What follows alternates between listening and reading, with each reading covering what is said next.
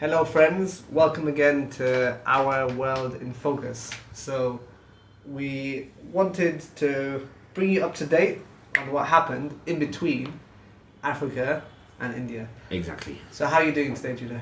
Very well, thank you. Great. So we'd love, friends, to bring you up to date with what India's actually been like. So next episode, we'd like to talk through our first impressions being in India. We're now entering our third week. But for some of the chronological order, and I'm sure you're all wondering what was it like after Africa, or at least some of you were wondering. So, yeah, Judah, how long were we in the UK again? So Kenya? UK was just under a month, so 3.5 weeks. Yeah. So we planned initially to come back for Christmas, just to be with family and touch base with people. But I think in hindsight, it would have maybe been hard to be on the road the whole time, but practically could have made sense to come straight to India. But I am glad that we went back. It just was a bit of a challenging stopover. The first thing was the weather. Do you remember that, Judah, when we arrived back in London? So actually I wrote, I think I remember writing a poem, that was in my December newsletter, on the sudden change. Let's see if we can find that. Yeah, it was like the weather. Kenya was like 28, 29 degrees, sunny, beautiful, and then we got to London, and thankfully it was actually quite a mild couple of weeks in December. Like hovering around 10 degrees. But when we got to like the train stations in London to come back, I was like, wow, like very cold, just because our bodies have been so used to good weather. So, my poem that I wrote, when I arrived in August in Kenya, I wrote about my feet being on the Kenyan soil and the different kind of worlds colliding of my past self as well as my current self. And now this one I wrote was called Back on British Soil. My feet cocooned in the soles of my shoes press against the grey British pavement. 2 layers of socks and 2 hoodies, hood up, fend off the bitter chill. I wonder how much I've changed. I've learned the importance of letting go and seeing time as relative. Not to busily rush from place to place in Western fashion, but to take things at ease. Tired eyes, runny nose, yet gratitude lingers. Sitting on a train feels like a luxury, a comfort far from the cramped front seat of a car. 4 of us squeezed where there's space for only 2. At Grantham Station, I find a toilet seat, toilet paper and seat available, and though the door lock's broken, I am content. It's the little things. Nice. So yeah, in terms of the... I wrote like another little summary of kind of what the East Africa trip was like to me anyway, but I guess maybe for this we'll focus on the arriving back to the UK. Yeah, exactly. And yeah, so the weather obviously was a common one, and then the week after it started to get cold. And it's a funny time of the year, right, where before Christmas, December 19, people actually aren't that available. So I felt like my expectation was I wanted to catch up with loads of good friends, but the reality was there's many people that I didn't see, and that's just Leeds I'm talking about. Like, in an ideal world, I would have loved to do a trip to Birmingham and catch up with people, and that was, I think when I booked the trip back, I thought, 3.5 weeks is loads of time to spend, like a few days Birmingham, a few days, seeing people, but it just turned out to be in Leeds, and lots of people are away with family and friends around Christmas, New Year, and they're just generally a bit busy. So I felt that there was some good quality time with people, but often it was one of those situations where each time I would see someone, it would only be like seeing them once, and it's a bit challenging, right? So these are friendships that I'm used to seeing very regularly, but actually just to see them just once was good to catch up on. And this is where I'm grateful that I had some of those communication mediums, right? So like having a newsletter and podcast and Instagram and stuff, because it's very hard to catch people up on 4 months of a significant trip. if they haven't known what you're up to. But yeah, thankfully most people in Leeds I was able to see, but it was just that kind of funny time of the year where actually some like good friends were basically away for the first 2 weeks that I was around because they were visiting family outside Leeds. So that was a bit of a shame, but after New Year, when people started to come back, that's when we had a chance to catch up. But then I also planned a few locum shifts, so I was away in Lincolnshire for a few days. And after that was kind of planning India. So it felt like a bit of a stopover, really. Catch up with some people, but my mind was already focused on India. But yeah, how was it for you, Judah? Because I know I was away working, but what did you get up to? So I guess probably a few things that I did, but I was just basically in Leeds, and I think there's something about the UK climate in December. If we'd ride around the 19th, so people are just about to finish work. Generally, they're quite tired, quite knackered, just trying to push through until Christmas and to see the family, etc. So it's an odd time to meet people when they're probably the lowest they'll be in the entire year. Even though, yes, shortest day of the year, right? Yeah. December 21. Yeah, so I think there's that challenge there of, and for us as well, coming back to a place where people, you realise that in the, everyone has their own challenges as well, but like something to do with just the climate and the internal climate of people, with just a lot of challenges going on. You could see what's going on, you could sense, and just lower energy levels just is standard at this time of the year, and not as much sunlight, etc., that kind of thing. But then I did actually go on a trip to Scotland when it was snowing in Leeds, but it actually wasn't snowing in Scotland as much, and that was the beginning of January, so I was there for like 5 nights, 6 days. Nice.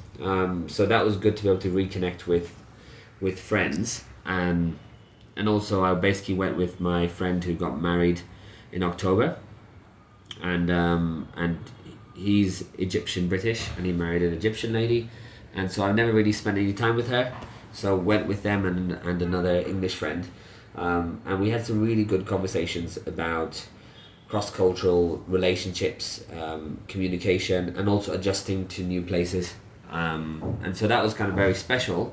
But it's one of those things where you it's like a time skip where your friendships have changed in some way, and that's normal, but and I guess we're just trying to navigate that in some way when we're still not going to be around very much, at least for me, until I come back in April, Benji potentially longer. So it's the tectonic plates of relationships have shifted. A lot of our friends, since we were away, had their second kids, and some of them I think was it their first kid for anyone? Yeah, it was.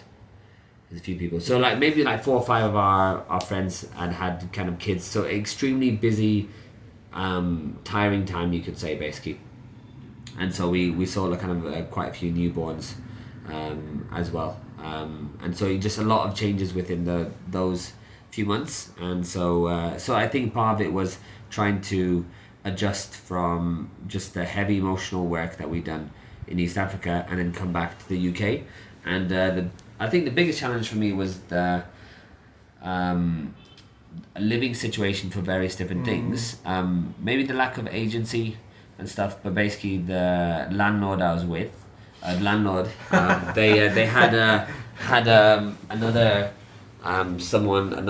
lodger who opposite me, who basically was a serious alcoholic, and his room stank so badly that the smell of vomit was in my room as well. Yeah, so what happened was that was the challenge for me. It was horrible, really, to live in that environment. It all came to a head where we were told this person kind of like there was lots of cans and stuff around the house, and they were kind of what's it called, a functional alcoholic, I think, for a long time, but I think due to their own issues and stuff around Christmas they find it hard, so they were in the house the whole time, and for about 5 days between Christmas and New Year's we hadn't heard from them or seen them.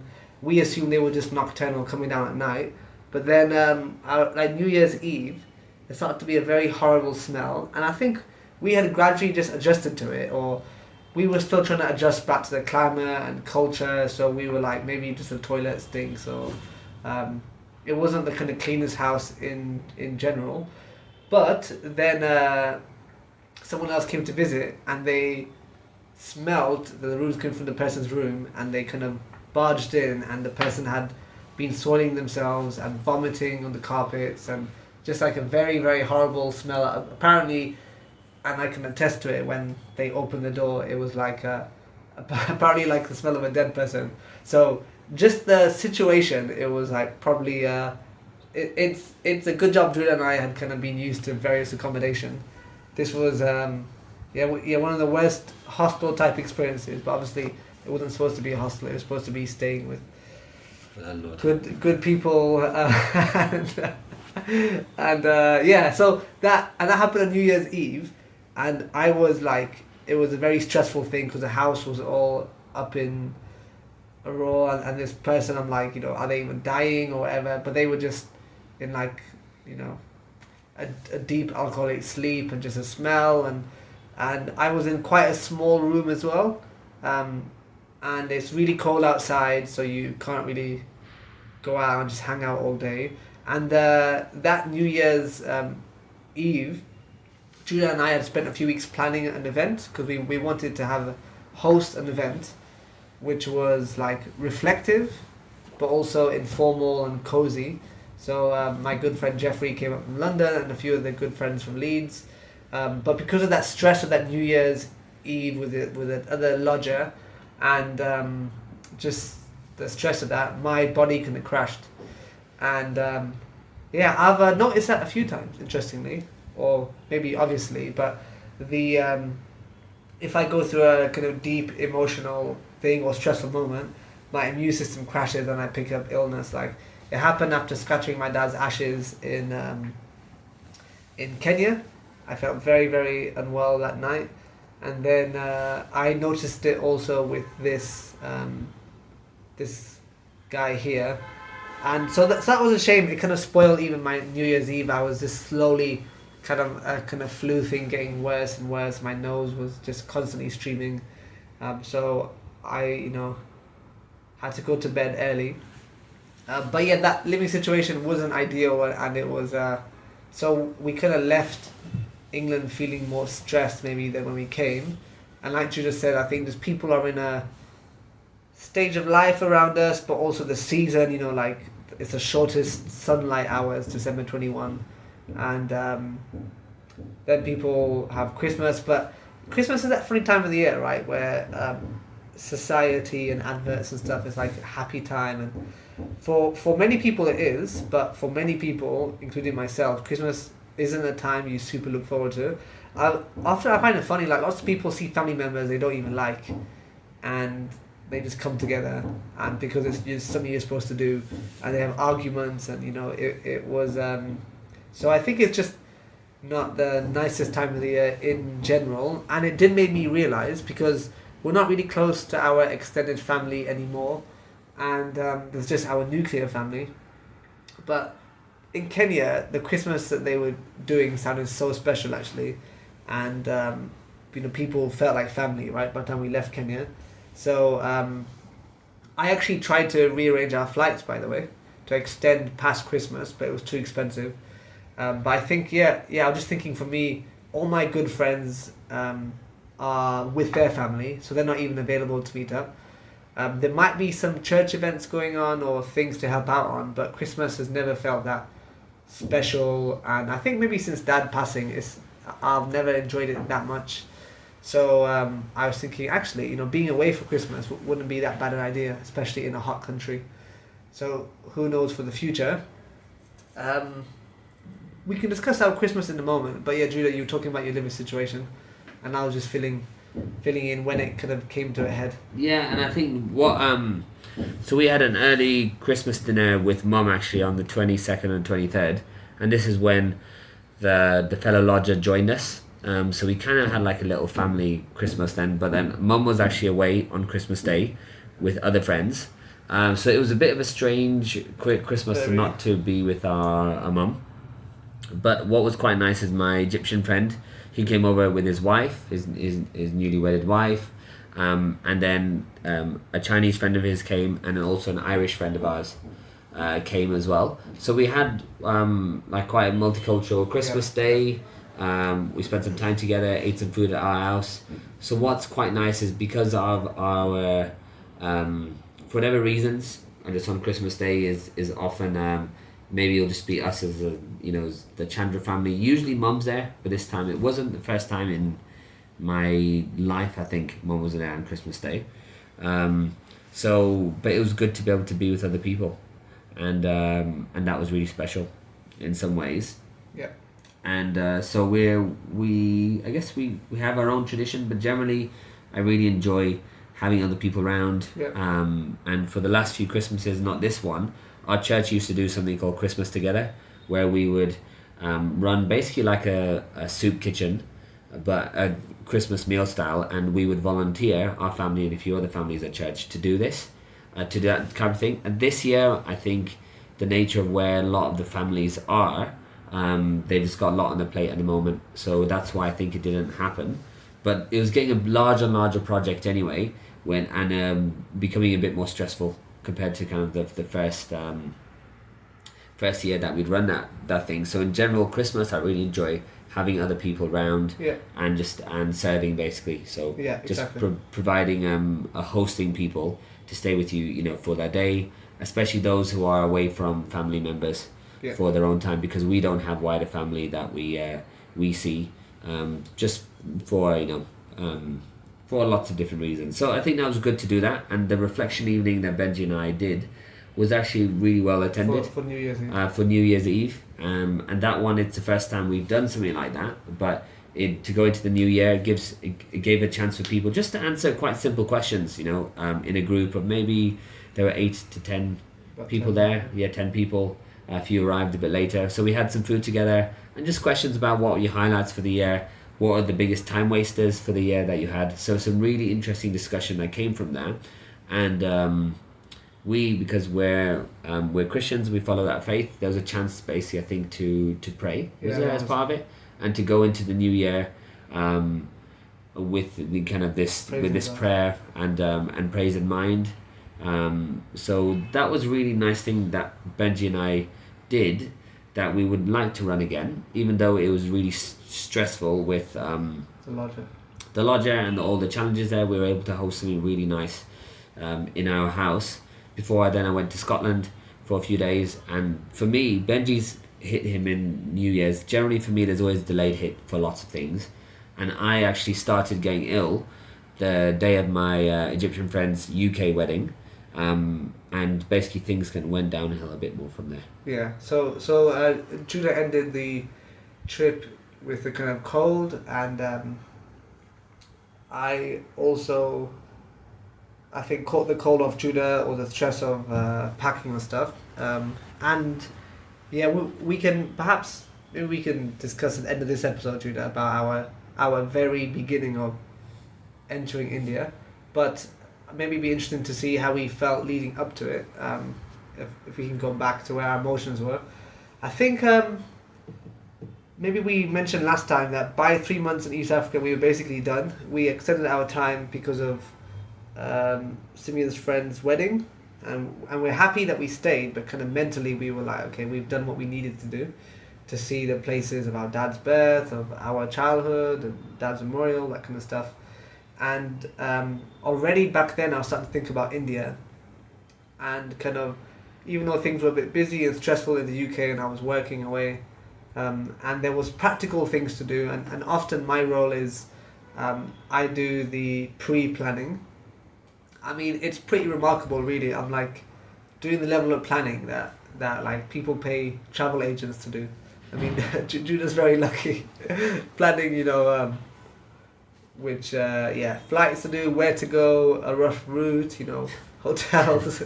Judah's good at planning on the day, and it's funny because I'd pester him like, Judah, come on, let's do the planning, and I'd give him a list of things to do, but he's very smart, takes the path of least resistance, because he knows if there's planning to be done and he doesn't do it, eventually I'll get a bit stressed and I'll just do it for him, and he has a good life.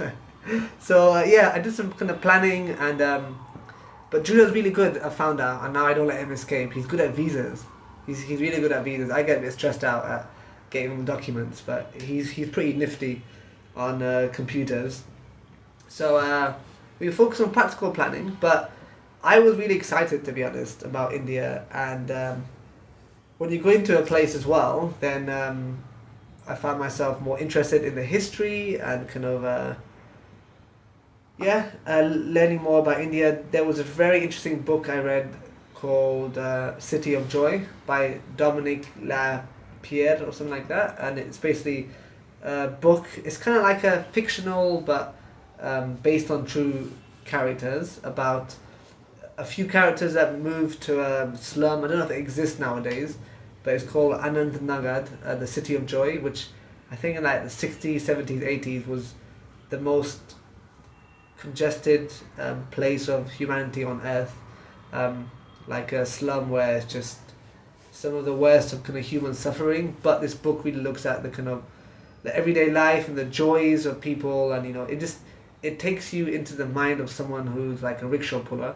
Apparently back then you'd have human rickshaws, so you'd have people pulling rickshaws of other people, which sounds pretty inhumane, but I think it was a key part of the informal economy. I think they're now outlawed. They're now auto rickshaws, right, and tuk-tuks and things. But so it was really interesting kind of reading that book, and we had a Lonely Planet, and the Lonely Planet guide for India is massive. It's like double the size of all of East Africa. There's just so much to do in India, and to have like 3 months of pretty much not many set plans. It was quite fun to think, oh yeah, where do I want to go, and generally what I do is I try a rough route.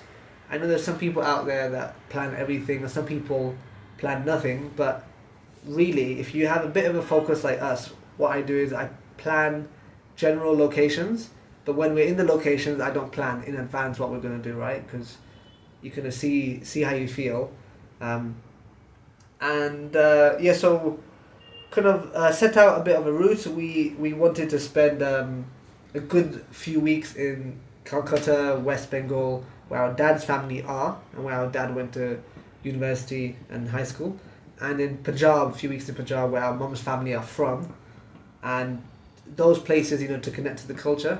But even we had a cousin down in Mysore and some friends in Bangalore, so yeah, like I was pretty excited just to see a new country, but it's a country that I'm connected to, right? And like I was visiting a friend's parents in Lincolnshire, and it was very interesting. The friend was talking about they've been doing a bit of a family history, and finding out that in the 17th or 18th century their family lived in Leeds, and different connections.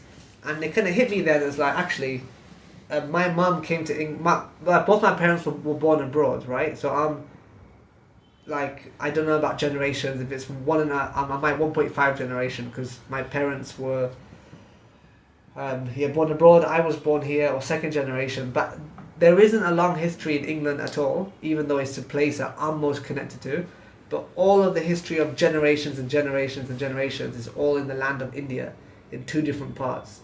So it felt pretty special to go to a place where there's a deep connection. It felt, like I couldn't think of the equivalent, but I guess it's like if there was an English person who grew up in Kenya, and they were around some English people, they still have English food, but they are always used to being a minority in Kenya. They speak Swahili fluently, they can know the culture, and then they go to England for the first time, as an adult, and they're like, oh wow, this is familiar, this is unfamiliar, it's not a perfect analogy, but wherever you're from while you're listening, if you just imagine your kind of ethnic origin going there for the first time when you're 30, it's pretty incredible. I think India is quite a popular place anyway, generally, with people. I think it's not so popular with the young backpacking scene at the moment. I think the young backpacker scene has gone to Southeast Asia, but it's historically India. People come to find themselves, and I guess I was coming to find myself as well, but find my cultural connection. So I was pretty excited, looking forward to it. But also I realized, interestingly, that I think I had a bit of a negative view of India, to be honest, and of Indians maybe in general, because I actually in England don't have any Indian friends. I have some British Indian friends and family, but yeah, I don't actually have any close friends directly from India, and maybe the people that are from India, yeah, I just see that, like, maybe I've seen a few random nurses or maybe taxi drivers or people that work in takeaways, but that was quite interesting actually. I don't know if it was my cultural insecurity, but I realized I was very excited to see the country, to travel around and connect to culture. But while I was excited, I was like, it's interesting. I had zero interest in going before, when I was maybe a bit more closed-minded and a bit more had negative bias. So that was interesting. But that's kind of how I felt leading up to India. And how about you, Judah? Did you leave much time to reflect into stepping into India? So I think the East Africa was the heavy emotional one. So for India, the challenge for me, and I'm sure if we share anything more in future podcasts, is I'm now balancing both the where I am now, but where I'll be coming back into the UK. Mm-hmm. So it's kind of like if you've got a week away from you're holidaying for a week, Yeah. and it's Wednesday, and you're like, oh, I'm back in work on Monday. Yeah. That's kind of like where I am right now, Mm-hmm. but imagine thinking about it being Friday or Saturday equivalent out of the full year I've been away. So I'm trying to now balance the two realities of where I am now, but also having not having to, because I've got the agency and a choice, but returning back to work in April, and I'll be moving back to 5 days a week instead of 4. So it's going to be more intense, where I used to have a bit more time off in the week. And the political nature, the scene, I haven't really been around for most of this year. So where Labour government have been in place, I haven't actually seen any of the impacts. So there's those kind of things. So in terms of India, I had an overall very interesting mixed experience when I was here 10 years ago. And actually this is now this last week, the first time I've been in new cities, because at the beginning of our trip was in Mumbai and Goa, and I'd already been to those places, and so there wasn't anything particularly new, and so I don't think I had as much of a rosy-eyed view or extreme view as Benji had, but that's because I have been already 10 years before, and so it's not completely brand new. In terms of, there's lots of things in the subconscious, and I had a bit more of an insight into the place and learning with Hindi, etc. So I felt probably a bit just average about it, not feeling like super excited about it, not feeling super, against it. Yeah, because you already focused on, obviously it was a bit busy, that stopover, especially for you because you were in Scotland, and then you were already thinking about coming back. Exactly. So that's why India right now is kind of being. I'm trying to make sure that the return to UK isn't overshadowing my enjoyment of India right now. Yeah, exactly. And that's it.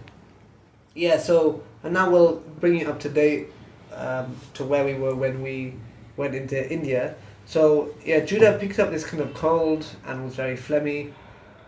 I picked up a bit of a cold, and then we went down to London and we stayed with our Punjabi family. So all of our aunties and uncles married people that are born and brought up in Punjab. So there's a real like connection to India, and all our cousins have been to India and Punjab like multiple times, because obviously they have family on their Punjabi parent side. And it's interesting, like I've been aware of the culture but never really that interested, but it was really fun actually this time, speaking to my cousins and aunties and uncles, and I really cared about what Punjab was like. Before I couldn't care less, but I was really interested in their upbringing, and or the cousins that had been there, what was it like. So yeah, that was quite fun, but the illness wasn't fun. So Judah was like, couldn't really sleep that well, and then I kind of was just like sneezing and sniffling on the whole train journey, and you know where you just feel like cold, you know, your head bunged up, and it's not ideal when you're doing like an overnight plane. You're landing in not Dubai, what was it? Abu Dhabi at like 2 a.m. having to get a connection flight, you know. So our body went pretty rough through it. And then Judah, what happened when you get to Mumbai? Maybe we'll leave on a bit of a cliffhanger. Why cliffhanger? Huh? Why? Dubai or India? India. Mumbai. So I arrived in Mumbai, and you're waiting in immigration queue, and it's quite hot, and for me I hadn't slept for 3 days basically because of the chest was really really bad basically, and so basically we waited in the queue, but people they didn't even bother queuing. They just kept pushing in different all the things. native Indians, they were no one gave a damn basically. So what should have taken maybe I don't know, minutes. no, it wouldn't, maybe half an hour. It takes basically maybe an hour and a half. I don't know, maybe even longer. So basically, I can feeling myself beginning to basically to lose consciousness basically, and so then I said to Benji, I'm feeling a bit unwell, and he's like, oh yeah, I'm feeling unwell, because Benji, unfortunately, out of all the family members, is the least compassionate. He's the one who overestimates me the most. He's like, you can do this, and then I did that, and then I'd had like a heart flare up or something. Yeah, so it's happened. Actually happen. It happened a few times. Come on, man. It has. But then Simi and Mum might underestimate me and be like, no, you can just relax, rest, don't push yourself too much in your heart. So anyway, all I know is I got to the desk, the counter where you show your passport, and then I blacked out and I can't remember what happened. Okay, should we leave it on that? Yeah, we'll leave it on that. Okay, no, let's finish it. Finish that. Well, you can finish it because I wasn't. Okay. I wasn't aware. Yeah, so Judah, he's being maybe a bit unfair to me because at that stage I also was unwell and poorly slept. Granted, he wins the competition. He was much tougher than me, but we were almost at the desk. There's nowhere to sit, so he said I'm feeling a bit faint. And I was like, okay, people feel faint, you know, just get to immigration, we can sit after. But we got just to the desk. Bear in mind, people were pushing left, right, centre. Even when we were at the desk. Yeah, just before I was at the desk, there was another Indian guy that came, and the guy was like, sorry, I'm seeing these people. And he was really mean to the guy. He's like, who do you think you are? You know, you're just behind the desk. Who made you a king? I was like, it's really mean on this guy. But thankfully the guy was like, I'm serving those guys, and I was like, yeah, we waited. So it just the whole thing was just long, and I think it was a lesson on India. If you try to like wait and be polite, you will get nowhere. You have to be firm, crossing the roads, that kind of stuff. So then Judah literally just blacked out and collapsed, and I was like, what on earth is going on? So I hadn't seen this before happening in Judah. I was getting concerned, but I was trying to hang on as well physically. So, you know, it's like my cold got a bit worse. So like I was trying to pick Judah up off the ground, but then I started sneezing uncontrollably. I had checked in mind my fingerprints and photo and stuff. And then the guy behind the desk got really worried, and thankfully a few people rushed over, which is very sweet of them. And they were like, you know, we're almost done. You know, you can sit there. Well, one of them gave Judah some of his water, which is very sweet. And thankfully, I had some snacks. I gave Judah some stuff, and we needed to just get Judah to take a photo. So Judah stood up, but he was blacking out and fainting again. So I literally had to hold him up while he was fainting so they can catch a photo. It must have been a right mugshot, you know, that the Indian government have on Judah's visa. And then he didn't have to do his fingerprints. So I guess that's one way of avoiding the security, right? With the Indian government. But then we sat down, and I gave Judah some stuff. You know, he was taking it out on me, like, why didn't you bring me here? I'm like, Judah, you chose to come to India. It's not my fault you had a cold. And then some doctors came. They looked at Judah, blood pressure normal, blood sugar normal, and then obviously there's no NHS here, so they were like, do you want a taxi for 3,000 rupees? We were like, no thanks. So which is 30 UK pounds. Yeah, about 1 UK pound is 105 rupees. So anyway, so then we went to our place in Mumbai, and not the easiest start into a country, but let's fill you in next episode what it was like for us. Thank you, friends. Until next time. Take care.